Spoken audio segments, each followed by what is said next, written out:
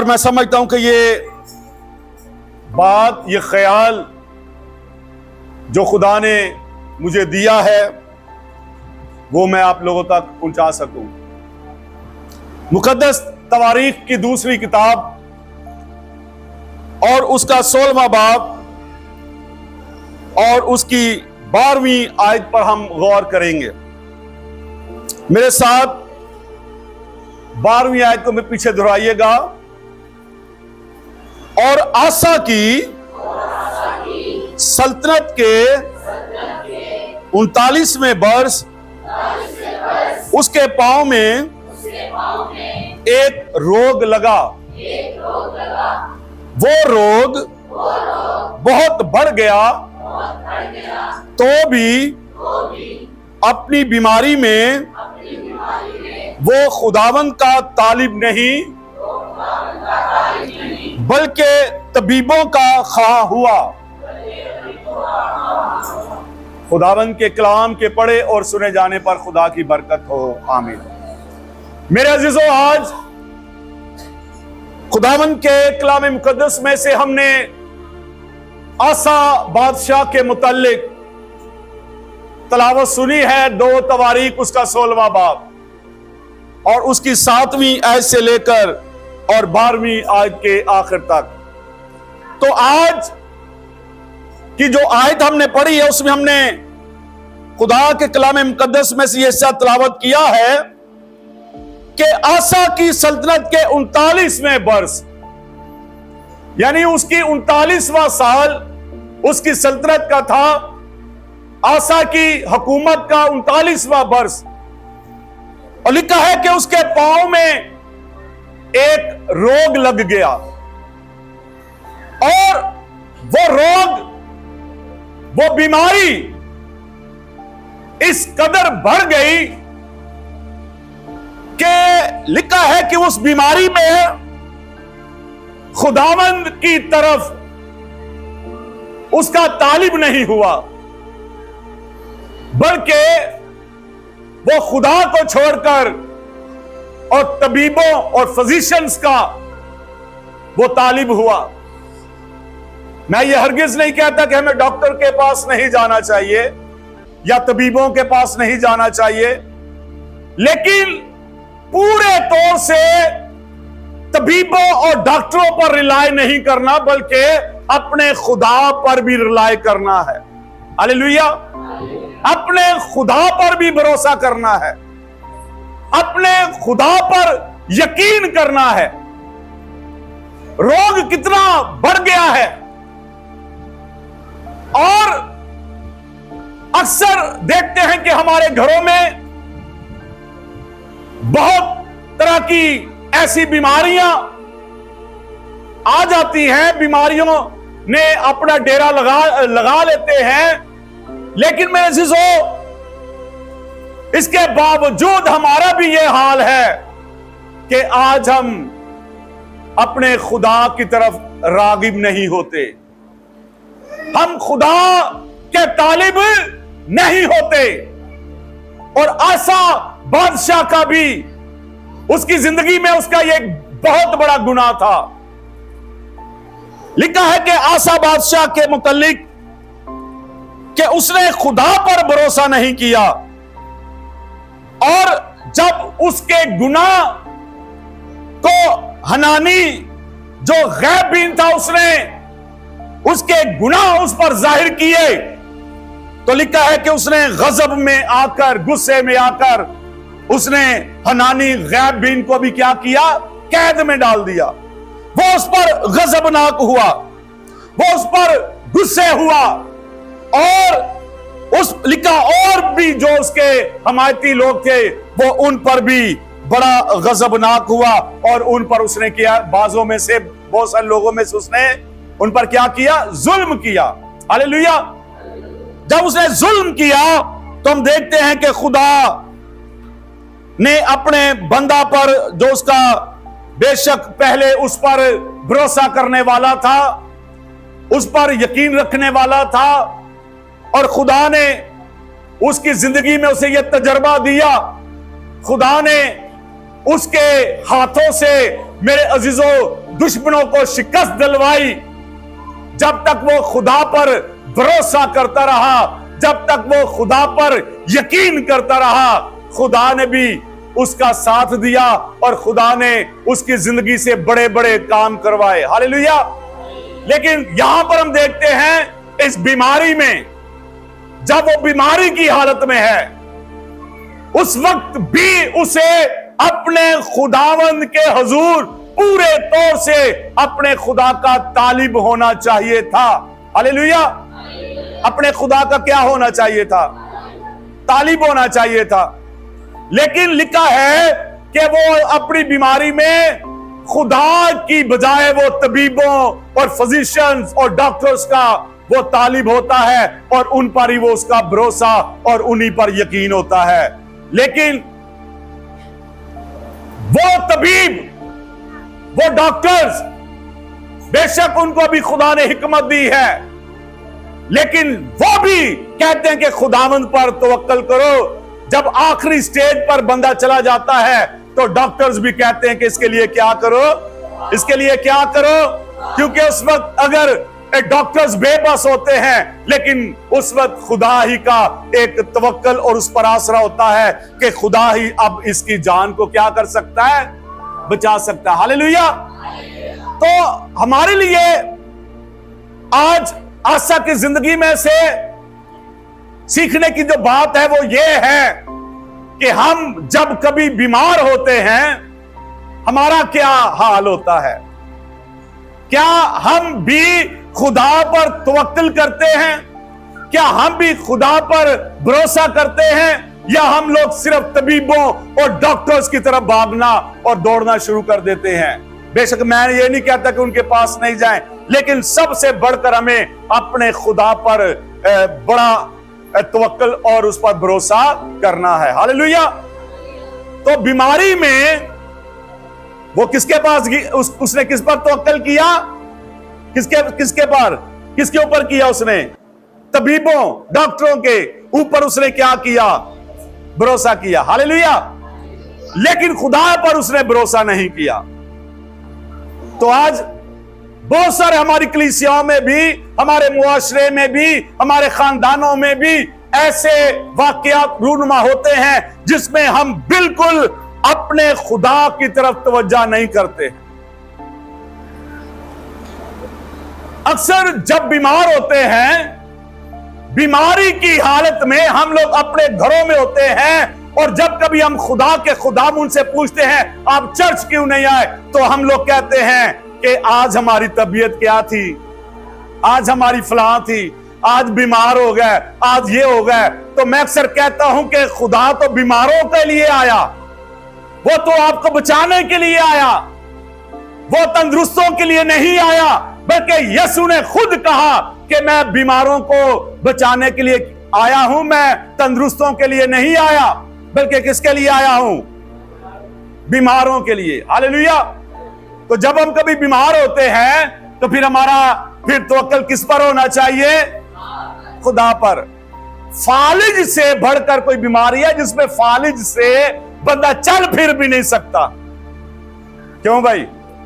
ऐसी कोई और बुखार में भी चलो बंदा थोड़ा बहुत चल सकता है, या कोई और मसला हो जाए, हड्डी भी चले, बाजू भी टूट जाए, कुछ और मसला हो जाए, तो बंदा आहिस्ता आहिस्ता खुदा के घर में तो आ सकता है कि नहीं आ सकता? फालिज जो बंदा होता है ना, जिसको फालिज हुआ होता है, मफलूज जो बंदा होता है, वो हो सकता है कि ना चल फिर सके। लेकिन बाइबल मुकद्दस हमें इस बात की गवाही देती है कि एक मफलूज शख्स था और उसको लोग चारपाई पर उठाकर किसके पास लाए? किसके पास लाए? फालिज का मारा बंदा, मफलूज बंदा, उसके अजीज, उसके रिश्तेदार, उसके दोस्त उसे लेकर किसके पास आए? साढ़े च अगर खुदा ना खास्ता किसी ने फालिज हो जाए, असी तो मंजी तो उठना भी पसंद नहीं करांगे। लेकिन ऐसी बीमारी में वो मफलूज, उसके अजीजों ने उसे किसके पास लाकर रख दिया? यीशु के पास ले आए। उन्होंने यीशु पर भरोसा किया कि यीशु ही इसके फालिज की बीमारी को क्या करेगा, और इसीलिए वो लेकर आए। बेशक वहां पर रश था, लोगों का हजूम था, उनके लिए रास्ता भी नहीं था, तो उन्होंने क्या किया कि उन्होंने छत को उधेड़ दिया। छत को उधेड़ कर और छत के जरिया से उन्होंने कुछ रस्सियों से या कपड़े से किसी भी तरीके से उसकी चारपाई को क्या किया, नीचे उतारा। और वो चारपाई जब नीचे उतरी तो खुदाम यीशु मसीह ने उसको देखा और खुदाम यीशु ने कहा मफलूस से, जा बेटा तेरे गुनाह क्या हुए, जा बेटा तेरे गुनाह क्या हुए, उठ अपनी चारपाई उठा और चल फिर। हालेलुया। हम देखते हैं कि किसके पास गए, वो किसके पास गए। हमें मरकुस की अंजील और उसके हमें 5वें बाब में और उसकी 7वीं आयत से अगर हम पढ़ते हैं तो हमें एक वाकया हमें यहां पर नजर आता है। मुकद्दस मरकुस की अंजील और उसका 5वां बाब और उसकी 25वीं आयत। वहां लिखा है कि एक औरत है जिसको 12 साल से बीमारी है। मरकुस 5 बाब उसकी 25वीं आयत में लिखा है कि एक औरत है जिसे कितने सालों से बीमारी है भाई, 12 साल से वो क्या है। अब यहां पर उल्ट है। आसा बादशाह वो लिखा है कि खुदा पर नहीं बल्कि तबीबों पर वो भरोसा करता है। यहां पर हम देखते हैं वो औरत जो 12 साल से बीमार थी, उसका पहले तवक्कल और भरोसा तबीबों के ऊपर था। किसके ऊपर था? वो पहले तबीबों के पास गई, वो पहले डॉक्टर के पास, फिजिशियंस के पास गई और लिखा कि अपना सब कुछ उसने अपने इलाज पर क्या कर दिया, खर्च कर दिया। अब तबीबों से उसका माइंड जो है वो तब्दील हुआ और अब तबीबों की बजाय वो किसकी तरफ आई, किसके पास आई? तो पहले किसके पास गई थी? पहले किसके पास जाती थी वो? और आसा बादशाह किसके पास जाता था? तबीबों के पास। वो यस्सु या खुदावन के पास नहीं आया। ये औरत तबीबों के पास गई लेकिन वापस किसके पास आई? आखिर में किसके पास आई? यस्सु के पास आई। और उसने यस्सु से अपने दिल में क्या कहा? उसने कहा 27वीं आयत में, यस्सु का हाल सुनकर। किसका हाल सुनकर? उसने यस्सु का हाल सुना, यस्सु के मुतल्लिक सुना कि यस्सु एक ऐसी शख्सियत है जो बीमारों को क्या देता है, जो मुर्दों को क्या करता है, जो कोड़ियों को क्या करता है, पाक साफ करता है और वो भूखों को खाना खिलाता है। Hallelujah, hallelujah. यस्सु के हाल को सुना कि यस्सु क्या करता है। तो जब उसने यस्सु के मुतालिक उसका हाल सुना तो लिखा कि भीड़ में उसके पीछे से आई और उसकी पोशाक को क्या किया, क्योंकि वो कहती थी कि अगर मैं सिर्फ उसकी पोशाक ही छू लूंगी तो मैं क्या हो जाऊंगी, मैं क्या हो जाऊंगी। उसने यस्सु का हाल सुनकर और लिखा कि भीड़ के पीछे से आई और उसकी पोशाक को छुआ और उसने अपने दिल में एक बात बिठा ली। उसने अपने दिल में यह पक्का ईमान कायम कर लिया। उसने खुदावंद यीशु मसीह पर भरोसा कर लिया, यकीन कर लिया कि अगर मैं यीशु की पोशाक ही को छू लूंगी तो मैं क्या पा जाऊंगी, शिफा पा लूंगी। हालेलुया। तो हम देखते हैं तबीबों से उसका माइंड जो है वो किस तरह पलटा और अब वो किसके पास आ गई है, किसके पास आ गई, यीशु के पास आ गई। हालेलुया। तो तबीबों को छोड़कर किसके पास आ गई? एक गीत भी एक सिंगर ने गाया है, ए मगरों लथ जान बीमारियां ते दवाइयां सा नहीं खानियां, असा दवाइयां होने नहीं खानियां, मगरों लथ जान सारियां बीमारियां ते दवाइयां होना सा नहीं खानियां। ते जिन्हां ने खुदावंद उते भरोसा रख के यकीन कर लिया कि मगरों लथ जान बीमारियां ते दवाइयां होना सा, साडा यीशु ही सानू की देवेगा, शिफा देवेगा। हालेलुया।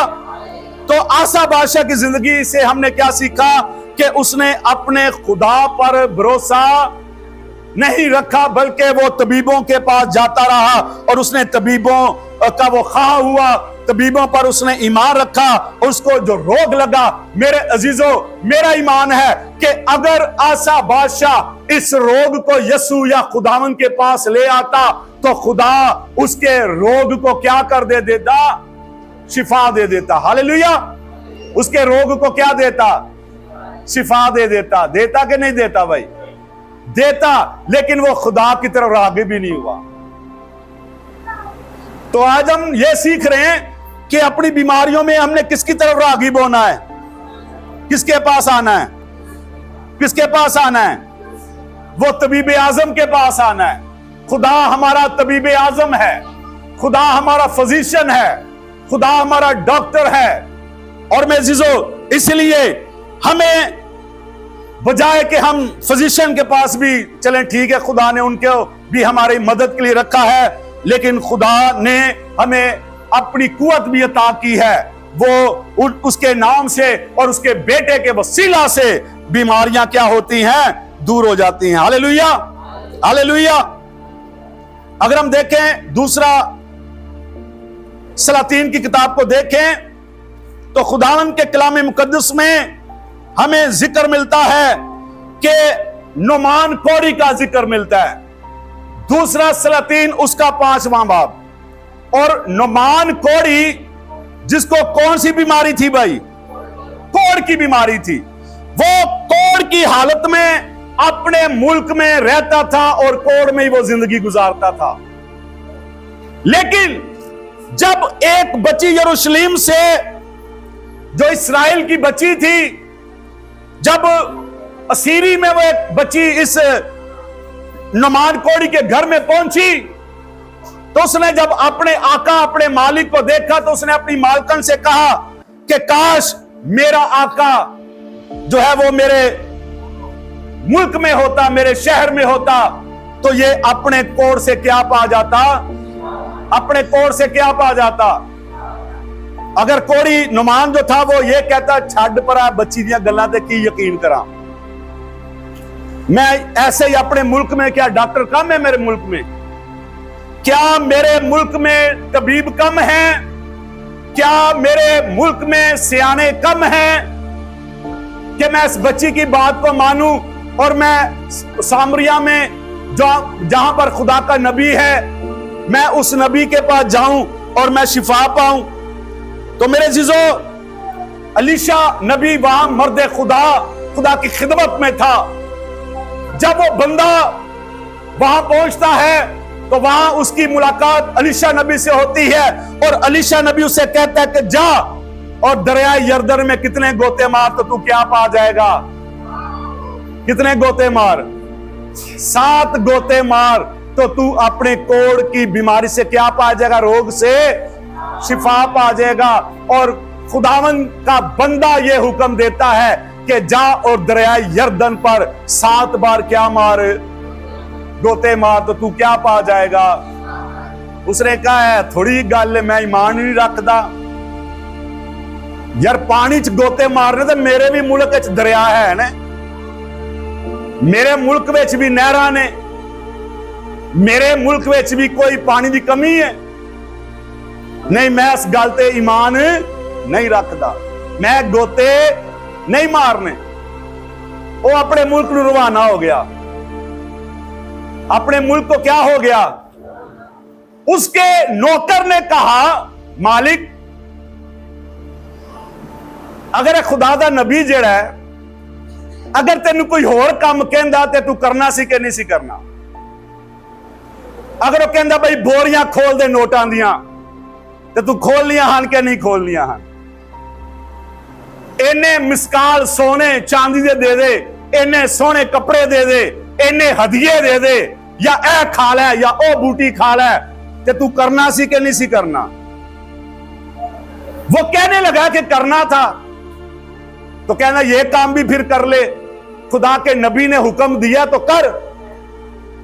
तो उसके नौकर के समझाने पर नुमान ने कहा ठीक है भाई, अगर खुदा की यही मर्जी है तो मैं दरिया यरदन में जाता हूं और मैं कितने गोते लगाता हूं? 7 गोते। वो खुदा पर ईमान ले आया, बजाय इसके कि वो अपनी बीमारी के साथ ही मर जाता, अपनी बीमारी के साथ अपने मुल्क को लौट जाता। अपनी बीमारी के साथ अपने रिश्तेदारों के पास वापस चला जाता। वो अपनी बीमारी लेकर नहीं गया, बल्कि लिखा कि वो वापस उल्टा फिरा और उसने जाकर क्या किया? दरिया यर्दन पर क्या किया? क्या किया उसने? कितने गोते लगाए? और लिखा कि उसका बदन बच्चे की मानिंद बिल्कुल नरम और मुलायम हो गया। हालेलुया। और उसने अपने कोढ़ की बीमारी से क्या पाई? शिफा पाई। वो किसके पास आया? खुदा के हुक्म को माना, खुदा के नबी की बात को उसने क्या किया? और कलाम में लिखा है कि हुक्म मानना कुर्बानी चढ़ाने से क्या है? हुक्म मानना कुर्बानी चढ़ान तो की है। अज कई दफा खुदा दे खादम असी आने बड़ा दर्द रख के असी आने, हम बड़ा दर्द रखकर, बोझ रखकर हम लोग कहते हैं कि भाई खुदा वाल आया करो।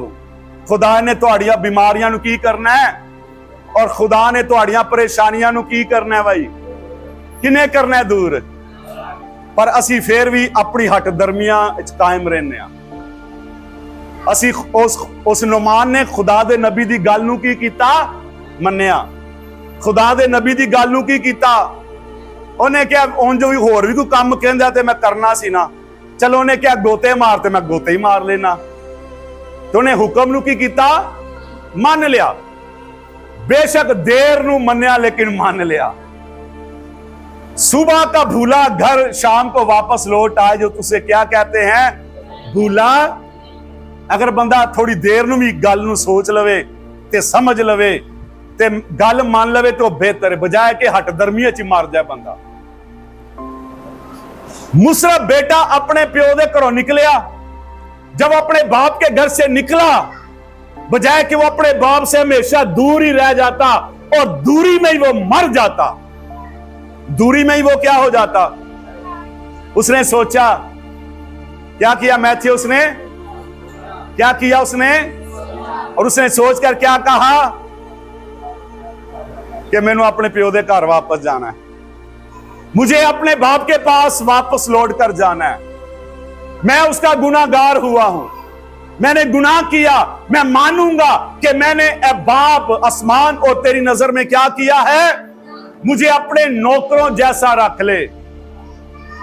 और यह ज़बूर इसकी कहता है, मैं मनांगा अपने गुनाह ते कसूर। हां मान लिया मैं ते किया भाई डाडा बदकार हां, मैं डाडा किया तो मैं अपने गुनाह ते अपने कसूरां नू की करांगा।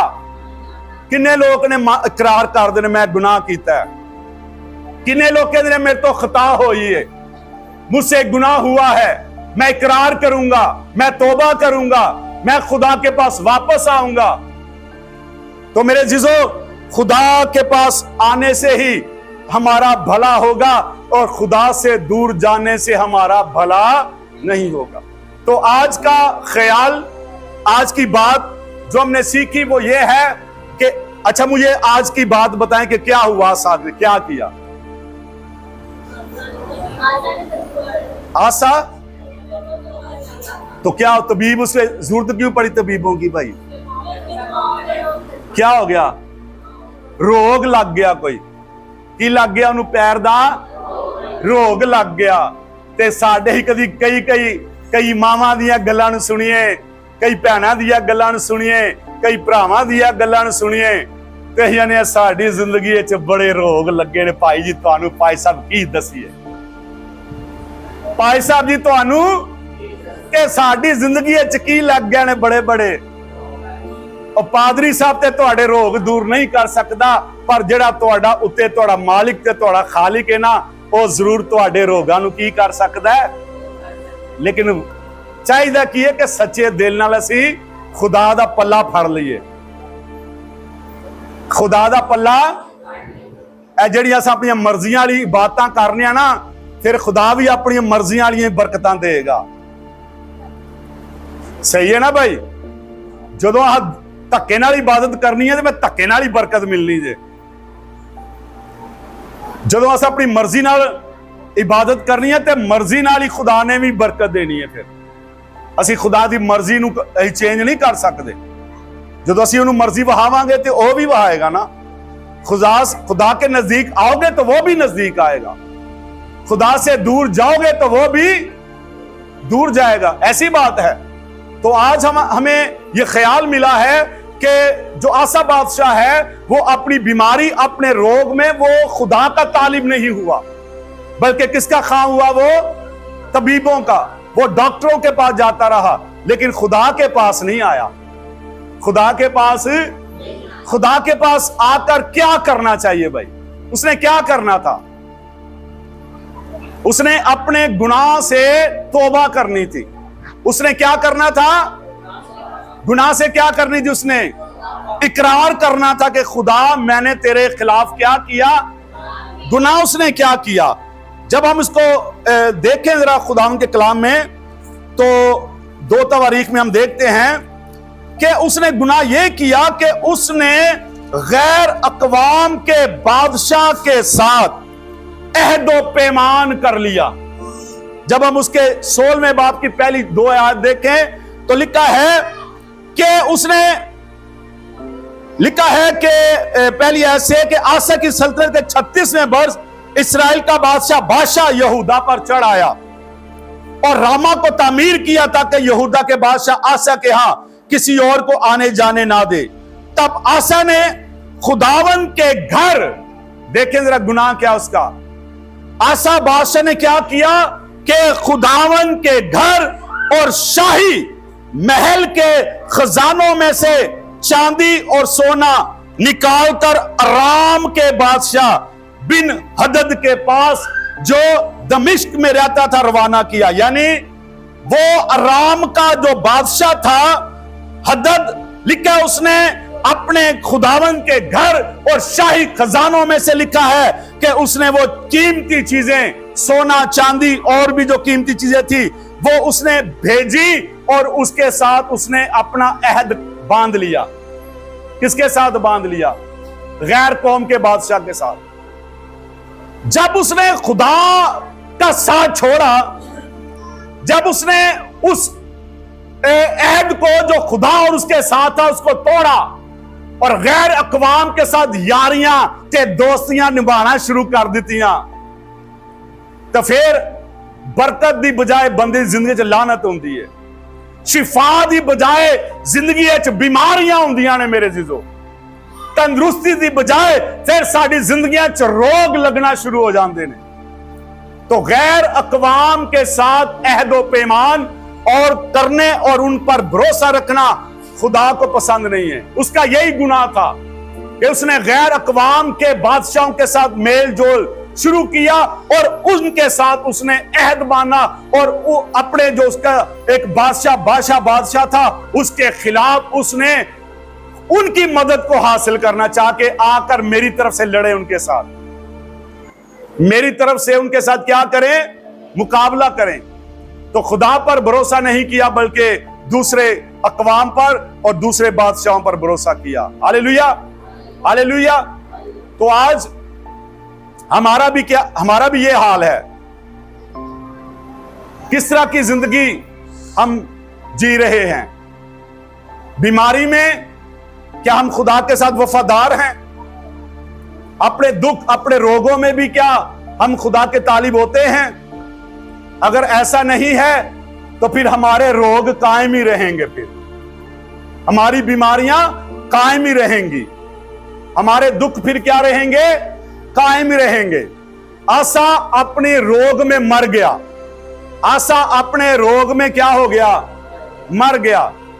बेशक मैं ये नहीं चाहता कि हम भी अपनी बीमारियों में मर जाएं, लेकिन खुदा ने आज अपने कलाम से हमें मौका दिया है कि आज हमारे लिए अपने आप को संवारने का और बदलने का, तब्दील करने का खुदा ने हमें क्या दिया है? मौका दिया है। खुदा ने हमें क्या दिया है? और अगर हम इस मौके को जाया कर देंगे तो फिर यह मौका हमें बार बार नहीं मिलेगा। तो आए इसके आसा की जिंदगी से हम लोग सबक सीखें, नसीहत पजीर हों, तरबियत पजीर हों और अपनी बीमारी, अपने दुखों और अपनी मुसीबतों में अपने खुदा के तालिब हों। अपने खुदा के सामने अपने दुखों को और मुसीबतों को रखें, खुदा से दुआ करें कि या खुदा मेरे रोगों को, मेरी मुसीबतों को, मेरी परेशानियों को, मेरी बीमारियों को, या खुदा मुझसे क्या कर, दूर कर। सो खुदावंद ऐसा करने की क्या रखता है, कुदरत रखता है। खुदा इसके कलाम के वसीला हम सबों को बड़ी बरकत फरमाए, आमीन।